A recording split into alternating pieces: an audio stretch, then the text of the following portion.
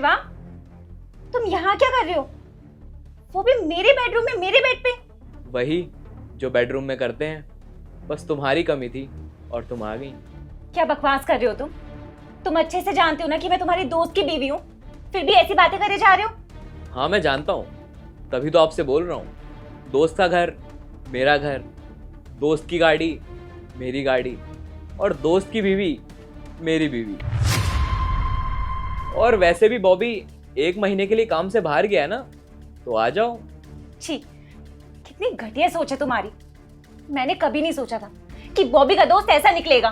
कभी नहीं सोचा था कि तुम ऐसे होगे। अरे कितना अच्छा इंसान समझती थी मैं तुम्हें, लेकिन मुझे नहीं पता था कि तुम ऐसे निकलोगे कि अपने दोस्त की पीठ के पीछे उसी की पीठ में छुरा भोंकोगे। अरे दोस्त ना अपनी दोस्त की बीवी को भाभी समझते हैं, उनकी इज्जत करते हैं, और तुम मुझ पे ही गंदी नजर डाल रहे हो। उसके पास वैसे भी है ही क्या? ना उसके पास मेरे जितना पैसा है, ना उसके पास मेरे जैसा घर। और रही बात उसके काम की, तो वो मेरी कंपनी में एक छोटा सा एम्प्लॉय तो है। सोच लो, अगर मेरे साथ रहोगी ना तो हमेशा खुश रहोगी। जिंदगी बना दूंगा मैं तुम्हारी। 1 मिनट, मेरा पति ना बहुत अच्छा है। वो जैसा भी है ना, मेरे लिए मेरा पति है और मुझसे बहुत ज्यादा प्यार करता है। और तुम्हें क्या लग रहा है, तुम्हारी प्रॉपर्टी और पैसे के लालच में आकर मैं अपने पति को धोखा दे दूंगी? बिल्कुल नहीं, ऐसा कभी नहीं हो सकता। और अपने मन से ना ये गलतफहमी निकाल दो कि मैं तुम्हारी बातों में आऊंगी। मानना तो तुम्हें पड़ेगा, क्योंकि अगर तुम नहीं मानी ना तो मैं बॉबी को जॉब से निकाल दूंगा।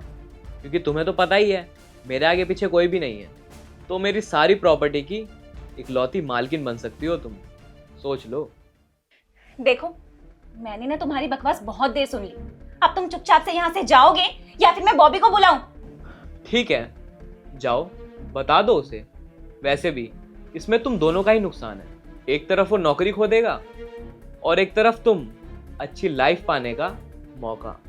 तुम मुझे नहीं सिखाओगे कि क्या सही है क्या गलत है। अगर तुम बॉबी को जॉब से निकाल भी दोगे ना, तब भी मैं उसके साथ खड़ी रहूंगी, उसके हर हालात में उसका साथ निभाऊंगी। वाह बॉबी, मानना पड़ेगा, वाकई में बहुत लॉयल है तेरी बीवी। हाँ भाई, सच में मेरी बीवी लाखों में एक है। 1 मिनट, ये सब चल क्या रहा है? क्या करूं, तुमसे प्यार ही इतना करता हूं। तुम्हें तो पता ही है, मैं अक्सर काम के सिलसिले में बाहर ही रहता हूं। तो मेरे मन में एक डाउट था कि कहीं तुम मेरी पीठ के पीछे मुझे धोखा तो नहीं दे रही। अच्छा, सब समझ गई मैं। मतलब तुम दोनों मिलकर मेरा लॉयल्टी टेस्ट ले रहे थे। और तुम बताओ मुझे, हमारी शादी को 2 साल हो गए हैं ना, और तुम्हें मुझ पे भरोसा नहीं है? अरे नहीं शिवानी, ऐसा बिल्कुल भी नहीं है। मुझे तुम पे पूरा भरोसा है, तुमसे बहुत प्यार करता हूँ। रहने दो यार, इन सारी बातों से ना साफ पता चल गया है मुझे कि तुम बिना बाकी मर्दों जैसे हो। तुम्हें मुझ पे भरोसा ही नहीं है।